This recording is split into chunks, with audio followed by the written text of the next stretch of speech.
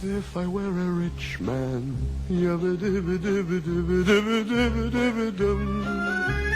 all day long I plum. If I were a wealthy man, you wouldn't have to work hard.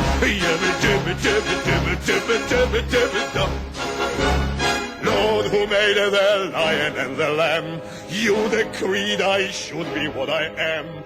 Would it spoil some vast eternal plan? Geology. I were a wealthy man. Geology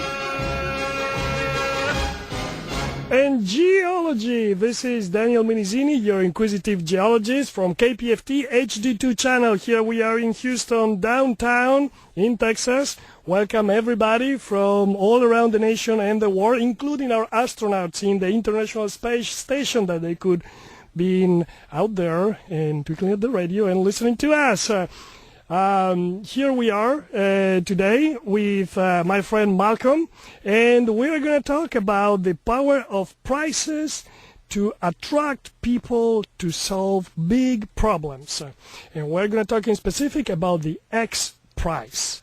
So Malcolm, welcome to the show, and please let us know what is the X prize. Hello, Daniel. It's good to speak with you again.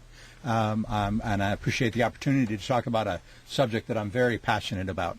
The X Prize is an organization that, non-for-profit organization that puts out as its goal the instigation of innovation. And the way they do it is through these large prizes.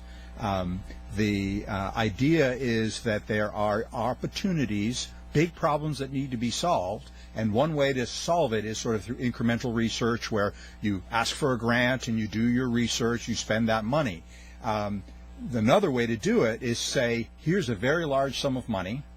Anyone who thinks they have a solution to this problem, go solve it, and the first one to solve it wins the big prize.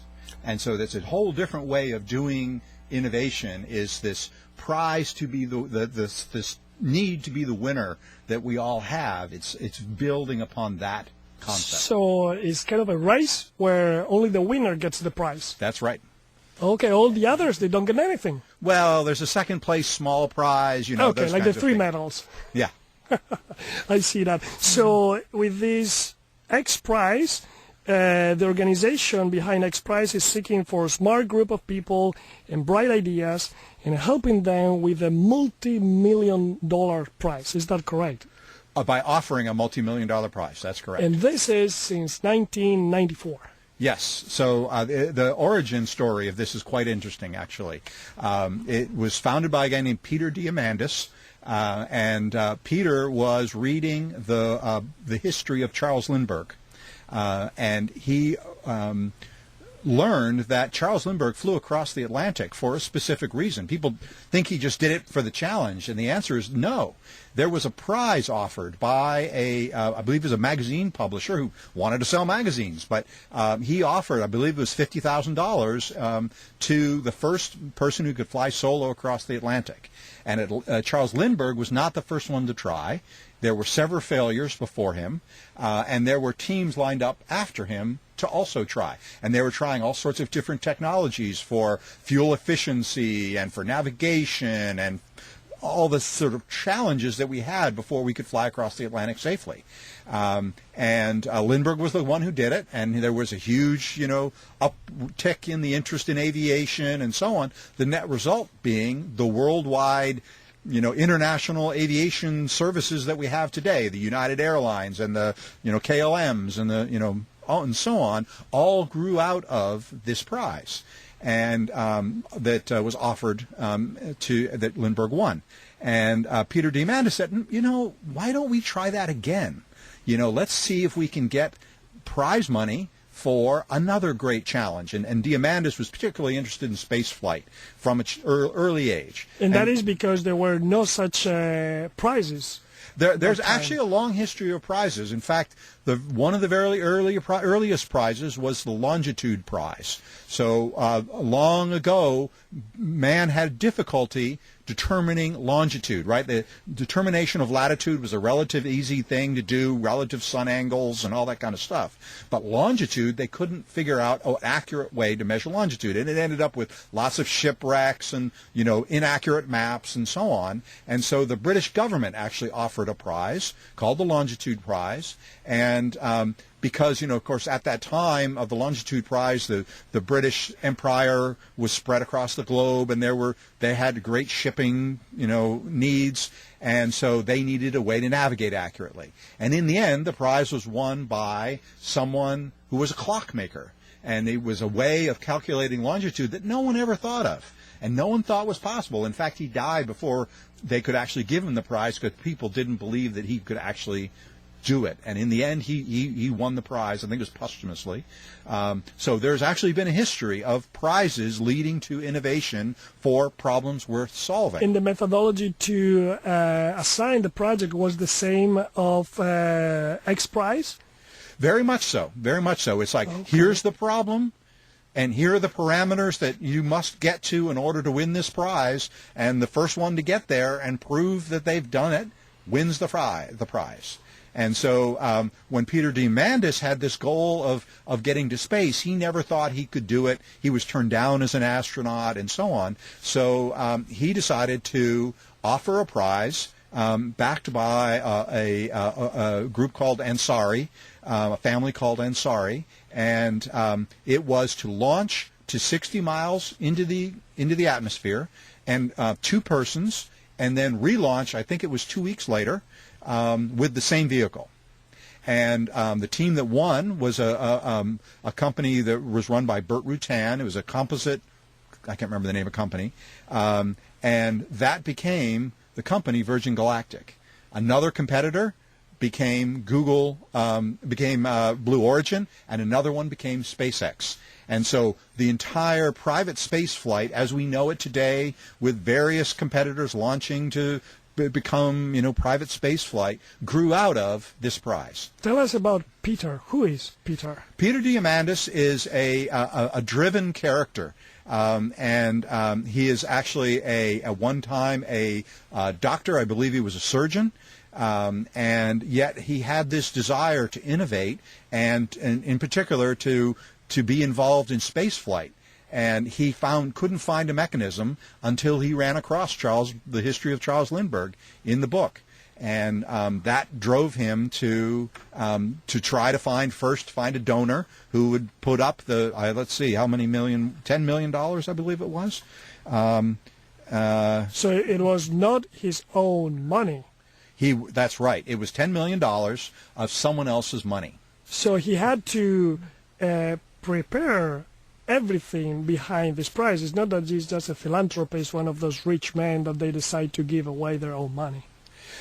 Yes, there is a very large organization that supports these prizes. Now, this Ansari X Prize was just the first, and there's been 15 or so prizes since then. And this organization is designed to make this process efficient.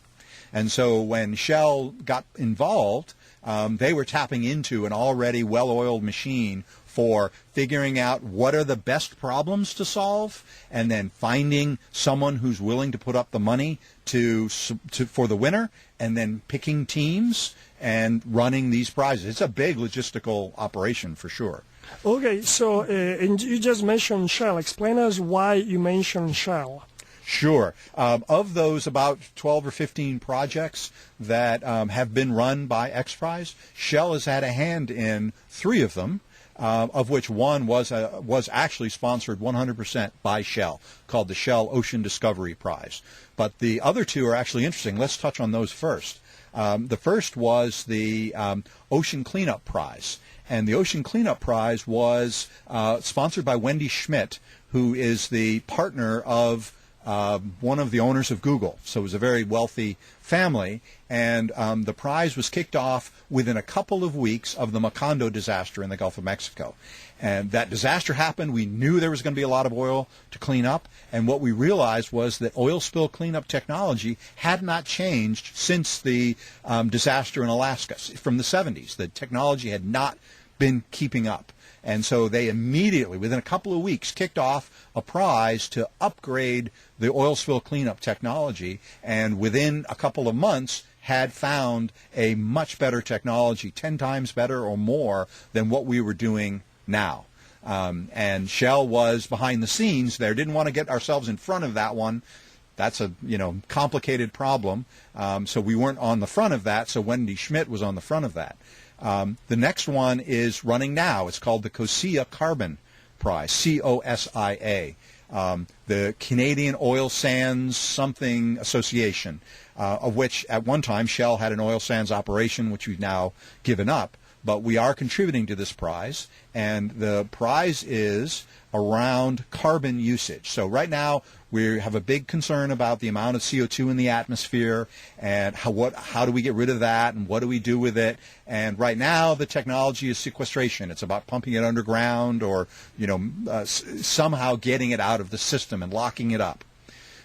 The point of this prize is, well, maybe there's something we could do with that carbon that would be valuable. So change it from a waste product that we've extracted from the atmosphere, and instead make bricks out of it for building, or make roadways out of it, or use it in farming to fertilize plants, or whatever. So the prize has not been awarded yet, but there's many teams who are trying to find a good way to use the carbon that we want to extract from the atmosphere to reduce the carbon load that's causing climate change and so on.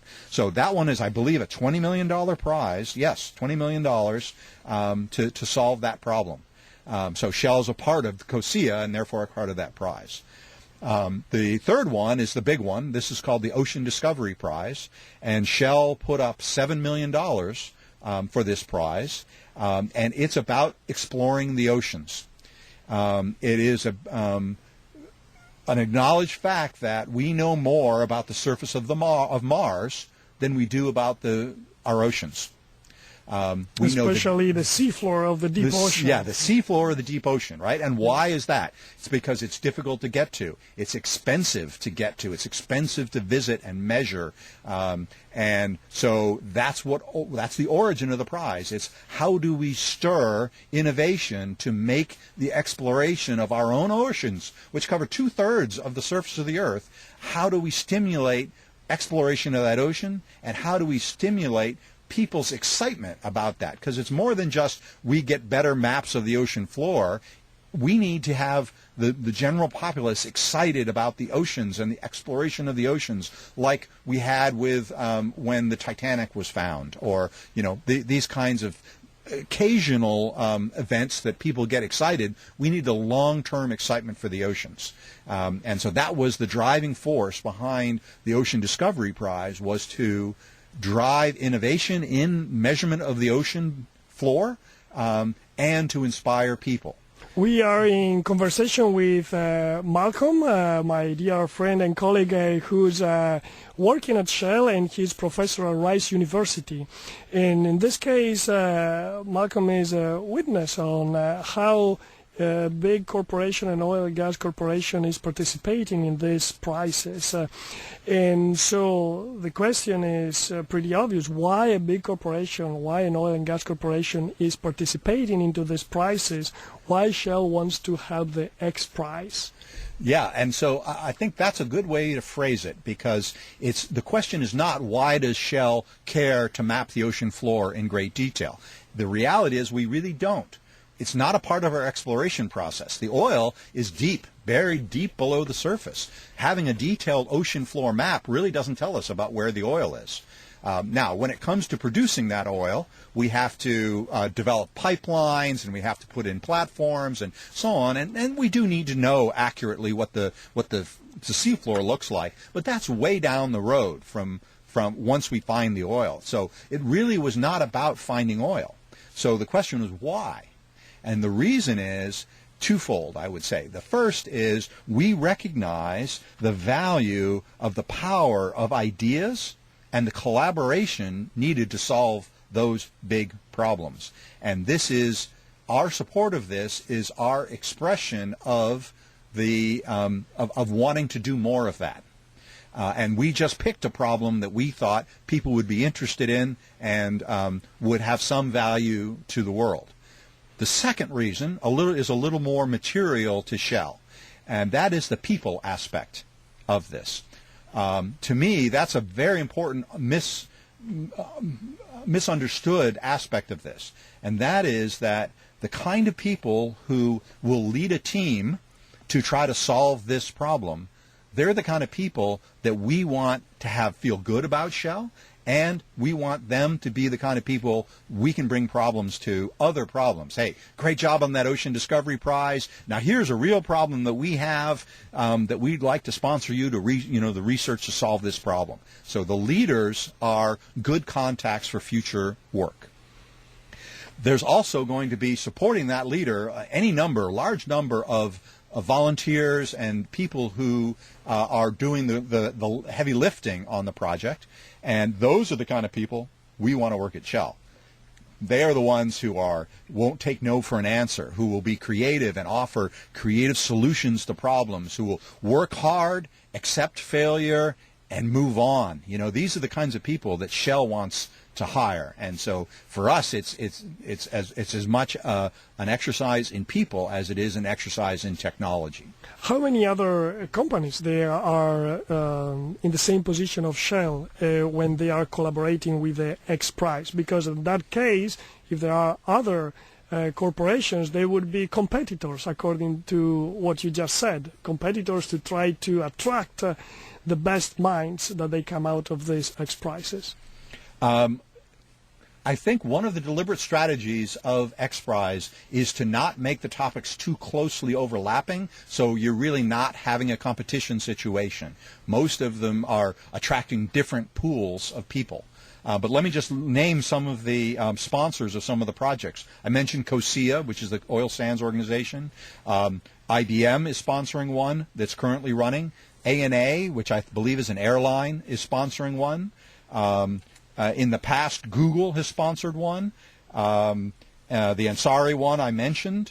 And Barbara Bush actually has sponsored one on adult literacy.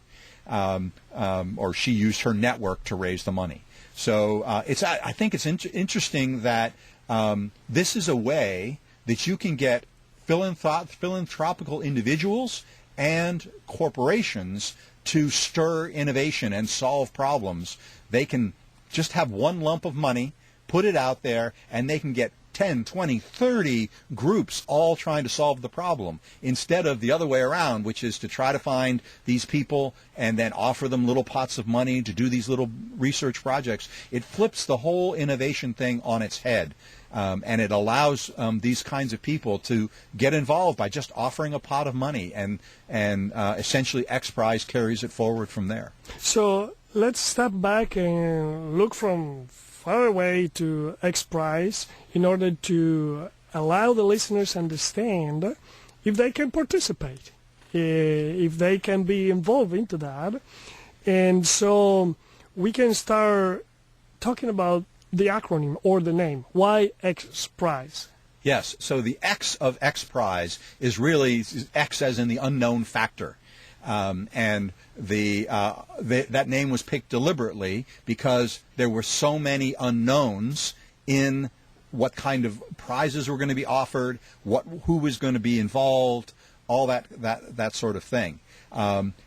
Just to give you a sense of the scope and the breadth of the projects, I mentioned the Carbon Prize. There is a currently running project from IBM on the interface between humans and computers using artificial intelligence. There is an Adult Literacy Prize. Right now, that's $1 million prize. These are all things that are running right now, and it's really difficult to get them involved now because they're already running. So it's a cluster of prizes. There are 4 concurrent prizes running right now. All right. Right, and so then there's about a dozen that have finished. The Shell one, which we'd like to dive down into a little bit. There's some good stories around ocean discovery. There was a adult literacy program, as I mentioned, from Barbara Bush. There was one called Water from Thin Air, which was addressing the water abundance problem, and that was awarded. There was one on lunar exploration. There was also one that Google sponsored to land a rover on the moon. In fact, that's one that had no winner. That's the problem with this. If you set the bar too high on the goals and the parameters, you might not get any winners. And that's what happened.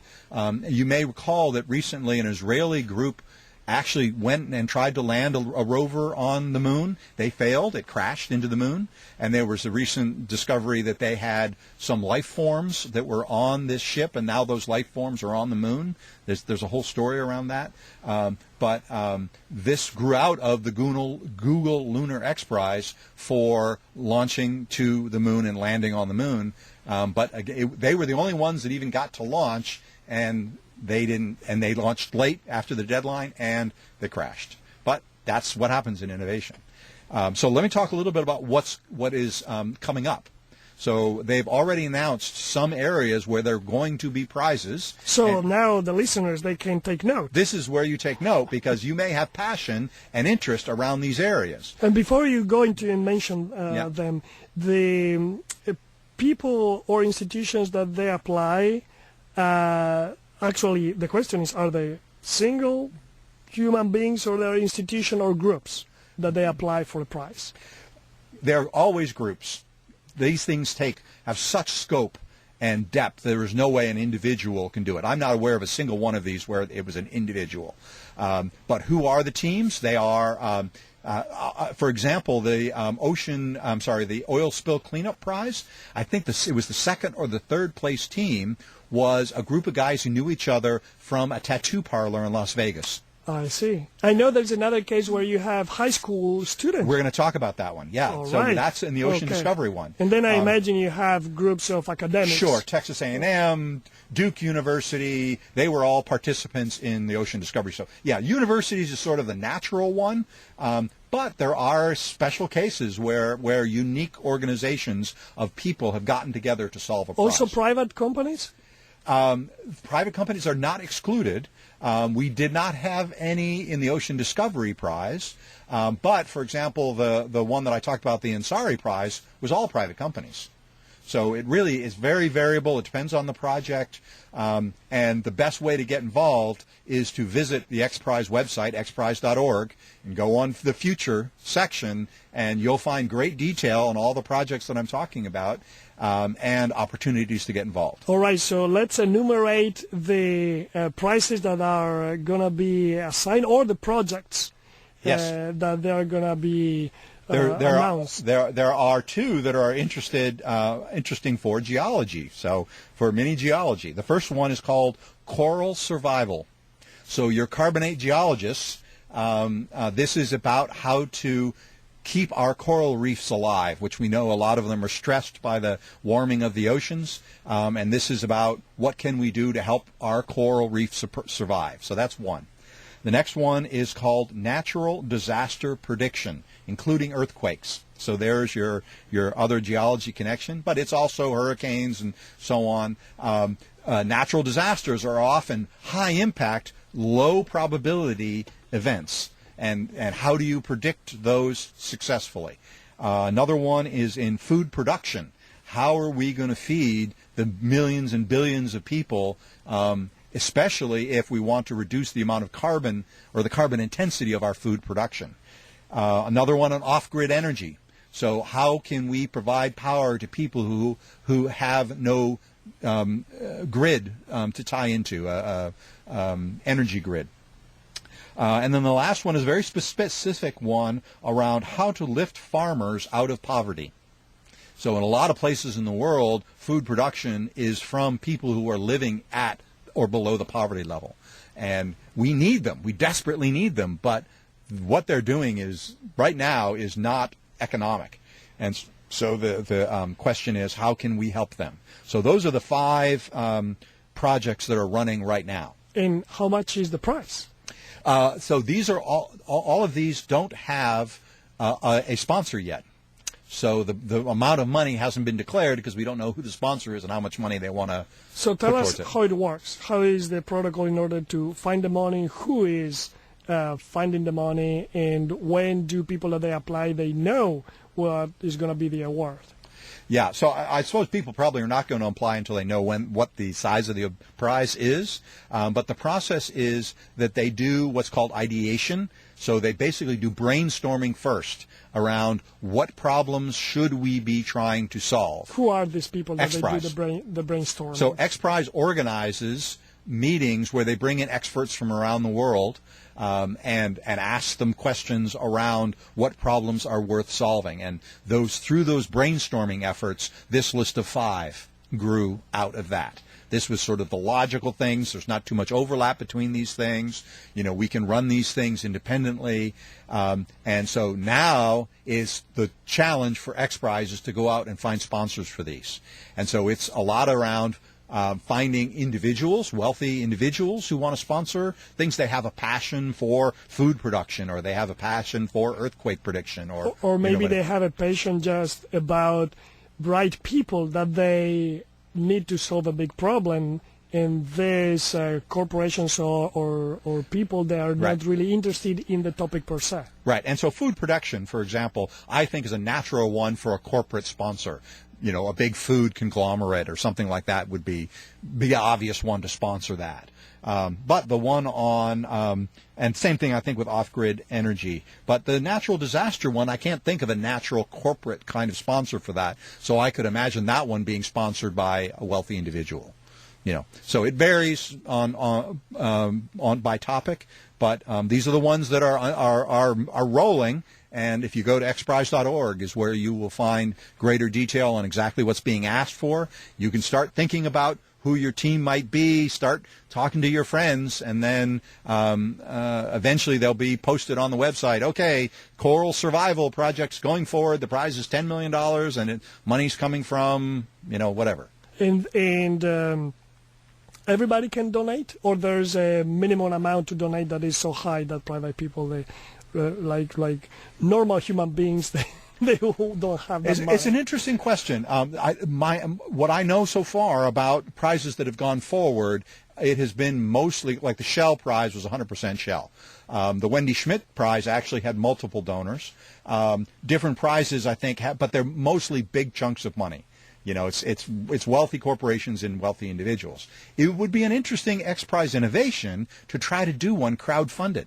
Like a crowdsource kind of thing where, we get 1,000 or 1,000,000 people to each chip in, $10. Well, that's $10 million right there, That would be an interesting one. How could you get a consensus from a crowd on a topic and, people willing to chip in some money and to solve a big problem that maybe you can't find a corporation or individual who wants to sponsor it. But so I'm not aware of any of these prizes that are crowd-funded yet. So we understand that there's 5 topics. They are going to have different amount of the prizes are going to be different in the amount of money. Right. According to the sponsors and the people that they support them. And I think also the size of the task.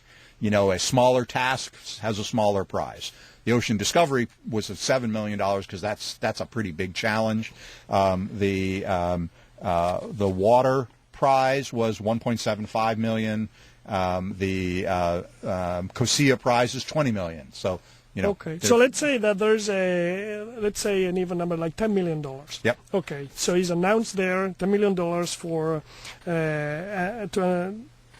the coral survival topic, for instance. Yep. Now you have several organizations, groups, people that they apply. When are they going to know if they win and when they're going to get the money? Well, let's talk about Ocean Discovery because I think that probably is a reasonable example of how a prize runs. So our first discussions on the Ocean Discovery Prize were 6 or 8 years ago. And by the way, the prize was awarded this June. Okay, so it's a fairly long process, but that 6 or 8 years was in growing the idea and refining the idea and so on. So it took some time to get it tuned, but the actual process was about 3 years. So from the time that we said, okay, we'll put up $7 million to the time that the money was awarded was about 3 years. And the process was that we announced the award and we had an application period. And in that period, we had about 27 teams from around the world apply, from Africa to Asia to Japan and from the U.S. and from South America, put together teams, talked to their friends, and found people. We did a little bit of pushing, at Shell, said, hey, telling people about the prize, and getting them to put together teams. And then once the teams were formed, everyone started basically at the same time. It's also important to recognize that the money to do the work is not given. You have to go find it. So part of a team is not just doing the technology and the fun stuff. You got to go knock on doors and raise the money for your prize. So some teams folded just because they couldn't raise the money, right? Maybe had good technology, but it's sort of a lesson in innovation, is that innovation is not just good ideas. It's people willing to put in the work to find the money to move these ideas forward. Very interesting. Tell us that again, Marco. Yeah. So good ideas are not just good ideas. There's a couple of elements to them. One is got to be a good idea. The second thing is you got to be able to raise the money to move that idea forward, right? And that takes a different skill set than maybe forming a good idea, right? And what we normally say in the innovation world is good ideas walk on two legs. Good ideas are as much about the people as they are about the idea, because the wrong person, the person who can't make a presentation and convince people that their approach is a valid approach, if they're just an introvert that can't sell their idea is going nowhere. It's essentially a bad idea in the sense that it doesn't have the right people associated with it. So in innovation, good ideas walk on two legs. It's got to be the right people and the right idea. So that's the real challenge in a company like Shell, finding innovation. It's finding both of those elements.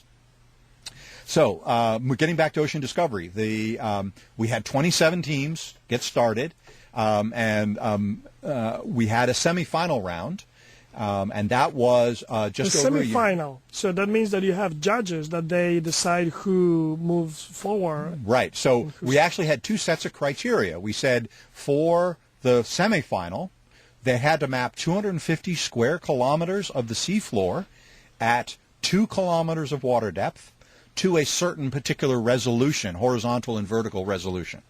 If you couldn't do that, you weren't allowed to move forward.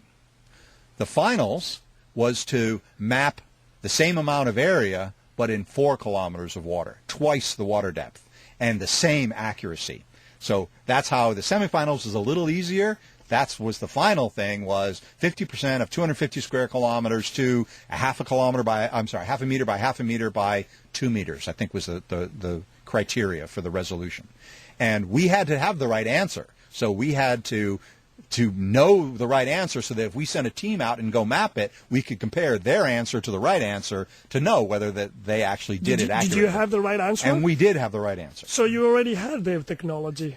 We do. But another element of this was they had 24 hours to do that work, which means high speed, right? Okay, so your answer, you got it in a relatively slower. Yeah, we got it in the answer on the order of weeks. They had 24 hours. Okay. The other thing was the technology they chose to do it with had to leave from shore, go out to 2 kilometers or 4 kilometers of water depth, do the work, and then come home safely. So this was an autonomous, robot-based idea. So the idea was we got to drive down the price. This going to sea in huge vessels with 50 people aboard and food and diesel and all that kind of stuff, that's what makes ocean discovery so expensive, and that's what makes ocean discovery so limited, is the expense. So let's find a cheap way to do it, unmanned. Let's make it so they have to leave from shore, and let's set a difficult task for them to do, which is 250 square kilometers, etc., in 24 hours. What we knew was that in order to do that, we did the math, and if you were going to do it with a single vessel, that vessel had to be moving at like 50 miles an hour, right? And if you're going to try to measure the seafloor accurately, you can't be going that fast. So we knew ahead of time that this was going to be solved by a swarm approach, where you're going to have multiple sensors platforms making the measurement, and then you had to bring them back to shore and within 24 hours produce the map. So we were trying to push people in a particular direction. That's that was the challenge. Tell us something about the groups that they were participating, at least in the semifinals. Which kind of groups were those? Right. So let me tell you some stories about that. So we organized for the early fall of 2017, I believe it was, to do a semifinals. So however many teams were left, there were 20 or so teams left, we were all going to go to Puerto Rico, and we were going to measure offshore Puerto Rico. Well, what happened in 2017 in early fall? Hurricane Maria wiped out Puerto Rico. You know, Puerto Rico is still trying to recover from that, or 2 hurricanes, in fact. And we actually had teams who were already shipping containers to Puerto Rico, and we had to back off because the island was devastated. We didn't want to put any more burden on the island with, you know, teams of people and accommodation and food and energy and, you know, all that kind of stuff. It didn't make sense to go ahead and continue in Puerto Rico. The problem was we didn't have an accurate survey of some other place in the world.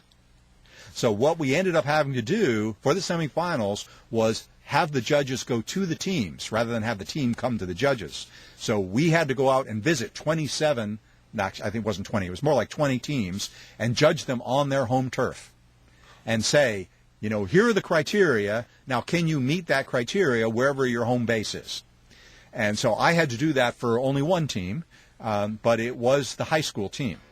So the high school team, actually based in San Jose, a Christian high school in San Jose, flew to Florida, and I met them in Florida, and they had their device, and they were going from offshore to go to with a robot offshore. Now, they never got off the dock. They were not ready. And so as a judge, I had to tell them, I'm sorry, you didn't pass. Why they were not ready? They had taken on a difficult problem and were just not, you know, they were students. They were high school students. They had homework, you know, Spanish, you know, homework, and, you know, all that kind of stuff, right? So I had, as the judge, we agreed that we had to tell them they weren't moving forward. But remember, I told you they actually were winners. So there's more to this story. And other judges went to Norway, they went to Africa, they went to Japan, and they judged a certain number of teams. Everybody was welcome to the competition, also those countries that have some problems with the United States now, because I understand that the X Prize is based in the U.S. Right, so I think embargoed countries would not have been welcome. Okay. Anyhow, it was a multinational, international competition. Right, and in fact, the winning team was a multinational team themselves. So some of the teams were just Japanese, or the Duke University, or Texas A&M. You know, they were teams from a particular site. But the winning team was a diverse team that had members from across the globe. So there might be something there to say, you know, maybe the diversity was an advantage to them, right? So anyways, we had picked, I believe it was 8 or 9 teams that passed, that we said, these guys have a serious shot to actually do the prize, to win the prize. And just over a year later, in offshore Greece, December of last year, we had, I think it was 5 teams that actually did the final trial. And we had one team amongst all those teams that actually achieved the goal. Only one. None of them even got, it wasn't like we had a tie or anything like that. Only one team actually achieved the goal, which means we set the bar at just the right place. If we'd set it too high, no team would have finished, and we would have been out of luck. Or if it was too easy, we'd have 5 teams, and we'd have to figure out how to choose a winner. We didn't have that problem. One team finished. It was a team called the Jeb Coe Alumni. And Jeb Coe is an international hydrographic organization. These were people who had worked at Jeb Coe or had been students who worked with Jeb Coe and had a tremendous amount of experience in hydrographic surveys, which essentially this is what we were doing. We picked them from day one as the most likely team to win, and they were the winners. The second place team was called Team Tau out of Great Britain. And Team Tau actually had an innovative technology for doing the measurements that were required. We knew that when we set the goal, a very short period, just over 2 years, it was unlikely that we would get much true innovation, because if you were going to come up with a totally new way of doing this, you didn't really have time to debug it and test it and so on. We kind of figured off-the-shelf technology deployed in a new way is what we were going to get. And for the most part, that's what we got. Team Tau, however, came up with a new measurement technique that we awarded them a moonshot prize. So actually, X Prize gave them a moonshot prize because they really went out on a limb and discovered it. Now, they didn't actually finish, but they brought an innovative technology. And we, as Shell, are now pursuing that technology as something that we would like to see go further. So after the semifinals, actually each team who passed the semifinals, I think the 8 teams shared $1 million. So they each got, $200,000, something like that, just to help them on the way. But they'd already spent millions of dollars to themselves. $200,000 was a drop in the bucket. A year later, they went to offshore Greece, and the winning team was Jeb Coe. The second place team was Team Tau. The second place team was a Japanese team, Kyushu, and I think Team Tau was third. There was a second prize, and that was called the NOAA Bonus Prize. NOAA, as in National Oceanographic Atmospheric Administration, the U.S. government, put up $1 million for a different prize with a different goal. It was that we put a source of contamination at the seafloor leaking to the surface. Now, this wasn't a real contaminant. It wasn't going to do damage to the environment. But the idea was to take one of these sensors and track that contaminant back to its source. That's a complicated thing to do in the ocean because there's lots of mixing and thermal layers. Think about a cloud or smoke rising from a campfire. You know how it waves and wafts and goes in different directions. Same thing happens with a contaminant in the ocean. So that the tracking thing was a very complicated thing to do. And so we did a trial, and we actually did that trial in Puerto Rico because we felt bad about pulling out of Puerto Rico, so we actually went back to Puerto Rico to do this trial. And this is the one that the high school team won. So they were actually knocked back in the semifinals. So you cannot continue. They said, we want to keep going. We're going to go after the $1 million prize instead, which is actually a more challenging prize. This tracking of contaminant is a very complicated process. And they were the only team that came close to finding the contaminant source. The idea was you had to find the contaminant source and take a picture of it and come back to the surface. And if you showed us a picture of what we put on the seafloor, that would be the winner. Now, the only reason the high school team didn't achieve the $1 million, they got $800,000 of the million, was they ran out of time. It got dark on shore, and for safety reasons, we told them that they had to recover their vessel and quit. But it was tracking. It was going to find it. So we gave them the $800,000. A second-place team who were having some success were given $200,000. So that was the $1 million NOAA prize. And the high school team is a very interesting team. A couple aspects about that. One is this high school also does experiments on the International Space Station. So our astronauts friends may know this school in San Jose. So some of the high school kids are sending things into orbit. The other guys are sending things to the seafloor. Let us know more about the environment and the relationship between the students in the high school. Yeah, it's junior high and high school students. And they did a very smart thing. They hired a documentary crew to film their story. So they had people with cameras and microphones from day one for watching what they were doing. So if you go to Amazon Prime and watch the movie called Ocean Quest, you will see the complete story. You'll meet the director of the program, who's a very inspirational guy. You'll meet the students. You'll see their challenges. You'll see their approaches. You'll see me at telling them sorry, no, and that's where the movie ends, at the end of the semifinals. there's a second movie being made for their sort of recovery and their eventual winning of the bonus prize, which will either be melded into one big movie or it'll be part 2 of the Ocean Quest movie. How many were the students involved in that group? I think it varied as people moved in and out, but the core group was about a dozen or so students. And yes. were there professors involved as well?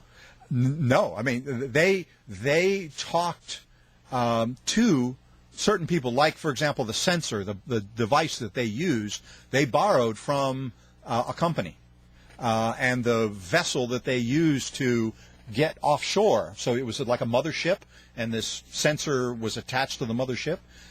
They borrowed that from University of Florida. So the students talked to professors and leaders of company and talked them into loaning high school students and junior high school students $1 million equipment. I'm impressed with that because then you don't need a doctorate or a postdoc. You do not. To do that. You can be a junior high school kid and be involved in this and win.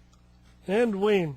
That is fantastic. I would like to know more, Malcolm. We're in conversation with Malcolm Ross, my dear colleague working at Shell and professor at Rice University, about his experience with X Prize and following one of the 27 teams that they participated.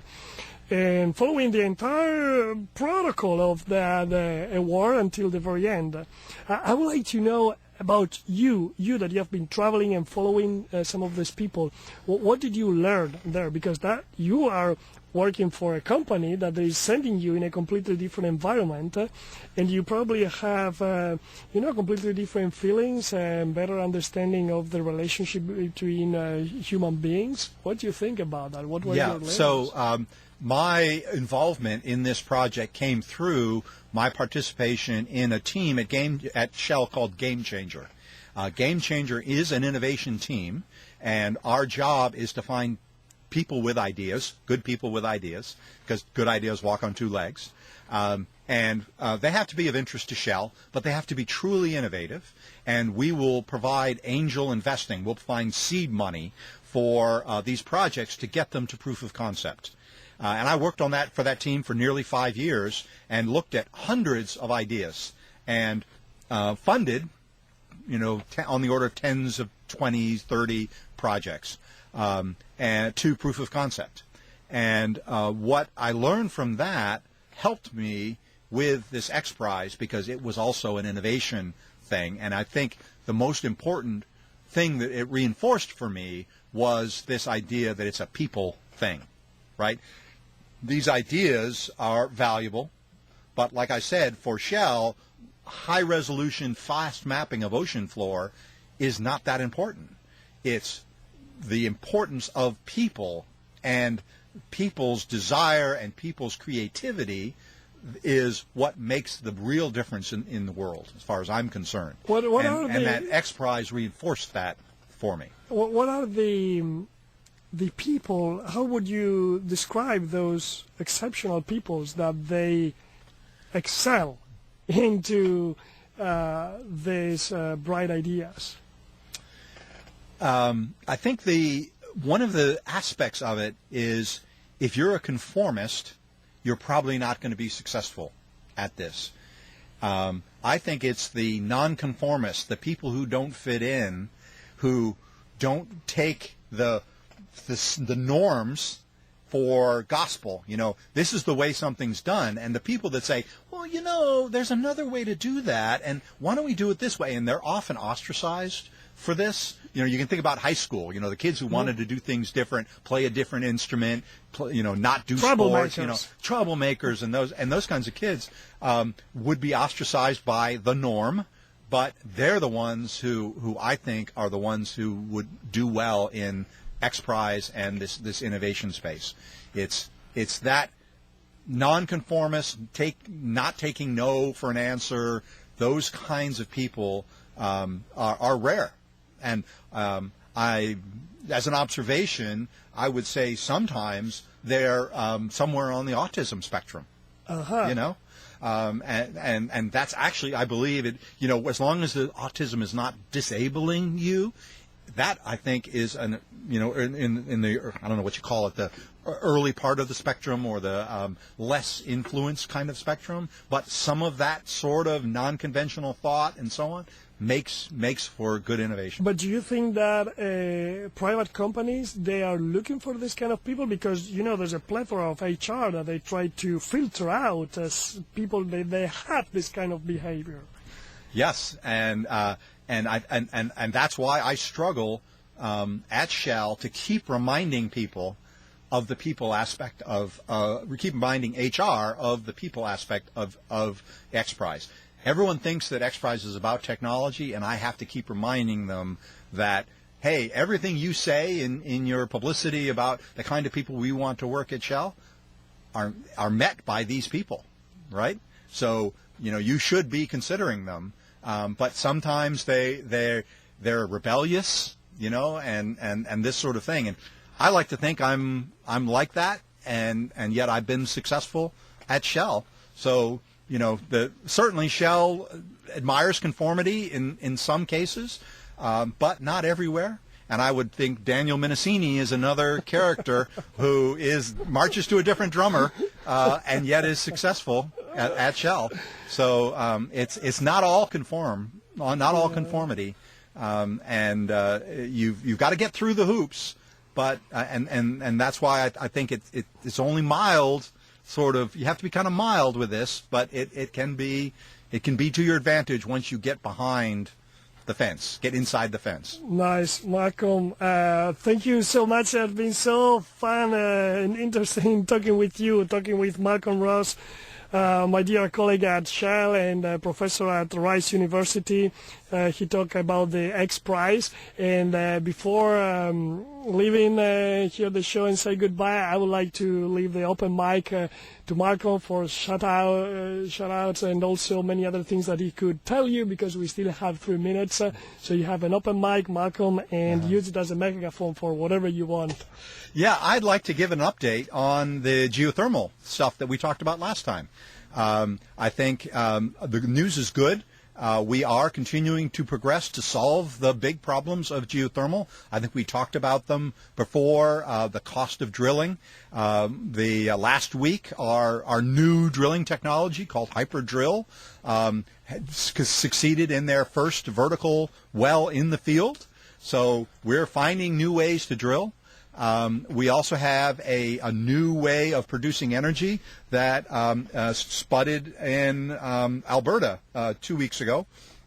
That's going to break ground on new ways of producing geothermal in lower temperature areas, which will allow us to do geothermal in much wider areas of the world rather than just in the hot parts, Iceland and Hawaii, volcanoes and all that. So very exciting. I think things are continuing to gain momentum.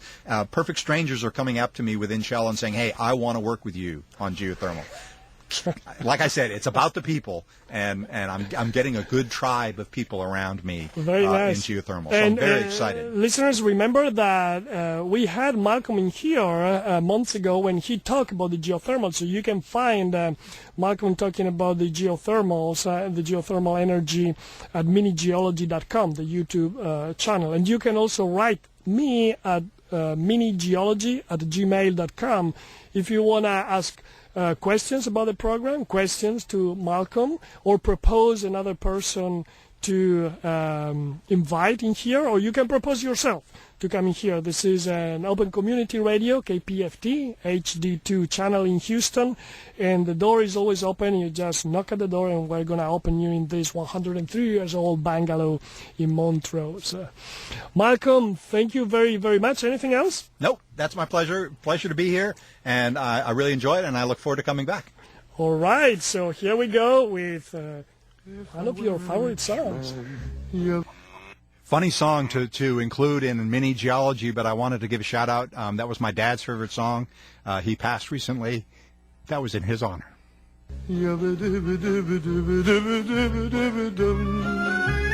All day long I biddy-biddy-bum. If I were a wealthy man, you wouldn't have to work hard. Yabba-dibba-dibba-dibba-dibba-dibba-dibba-dum. Lord, who made the lion and the lamb. You decreed I should be what I am. Would it spoil some vast eternal plan if I were a wealthy man?